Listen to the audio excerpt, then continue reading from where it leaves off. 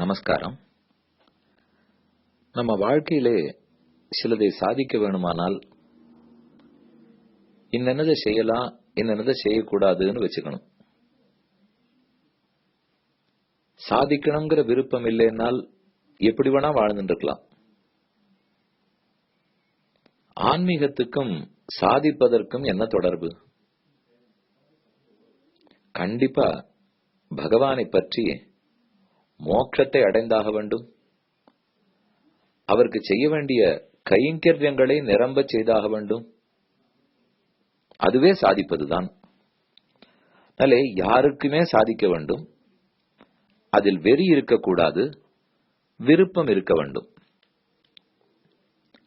சாதிக்கணும்னுட்டாலே இன்னென்னத்தை செய்யலாம், இன்னென்னதை செய்யக்கூடாது அப்படின்னு வரும். நம்ம வண்டி ஓட்டின்னு போகிறச்சே இப்ப எப்படி ஓட்டலாம், இப்ப எப்படி ஓட்டக்கூடாதுன்னு சொல்றார்கள். நீச்சல் அடிக்க போகிறச்சே இன்னென்ன பண்ணலாம், இன்னென்ன பண்ணக்கூடாதுன்னு சொல்றார்கள். சாப்பிடும் போது இன்னென்ன பண்ணலாம், இன்னென்ன பண்ணக்கூடாதுன்னு சொல்றோம்.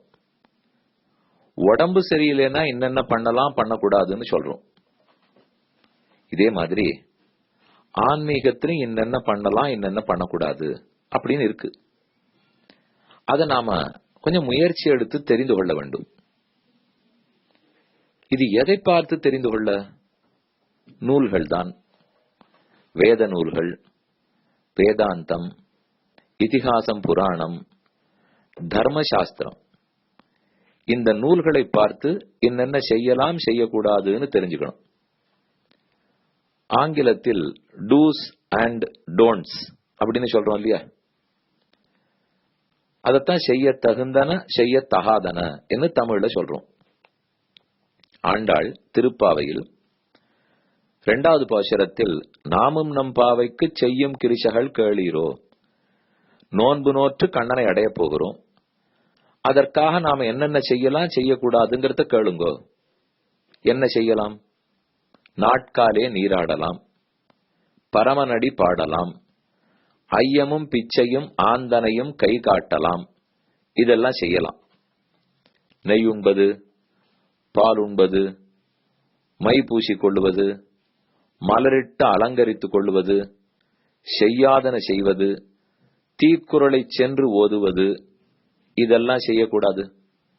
ஒரு கம்பெனியில வேலை பார்த்தாலும் செய்ய வேண்டியவை செய்யக்கூடாதது உண்டு.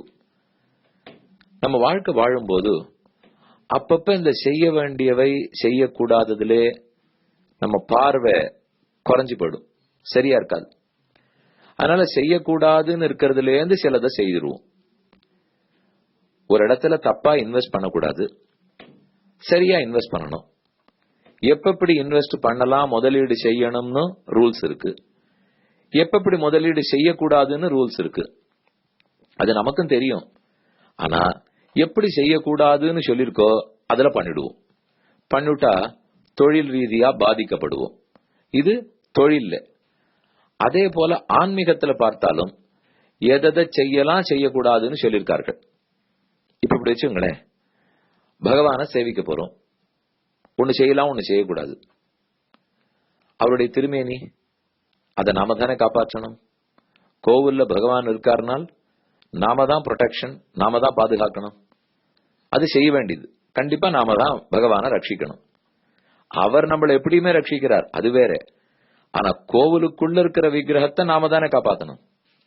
அப்ப நாம காப்பாத்தணும்னா நம்ம கண்ட்ரோல் தானே. இது செய்ய வேண்டியது, நாம காப்பாற்றணும்.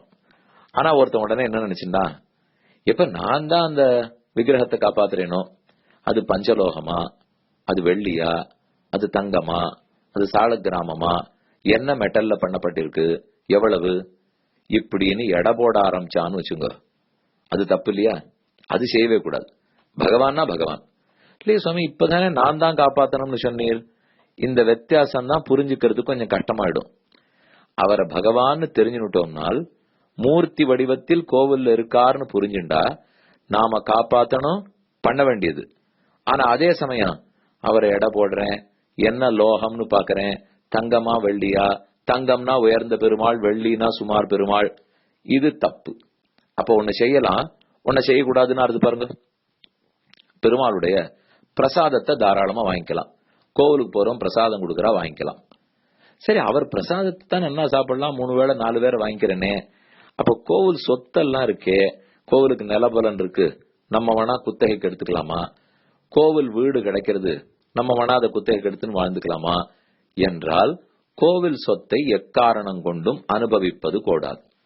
சுவாமி, இப்பதானே பிரசாதம் சாப்பிடலாம் நீர், அது பிரசாதம், அது பகவானா கொடுக்கறது. ஆனா கோவில் சொத்தை நேரடியாகவோ மறைமுகமாகவோ எக்காரணம் கொண்டு நாம அனுபவிக்கிறது கூடாது. அப்ப 2 வந்துருச்சு பாருங்க. பிரசாதத்தை பெற்றுக்கொள்வது கூடும், ஆனால் கோவில் சொத்தை அனுபவிப்பது ஒரு நாளும் கூடவே கூடாது. அதே மாதிரி பகவானுடைய குணங்களை கொண்டாடலாம். என்னமா இருக்கார், என்ன அழகா இருக்கார், எவ்வளவு கருணையோடு இருக்கார் என்று கொண்டாடலாம்.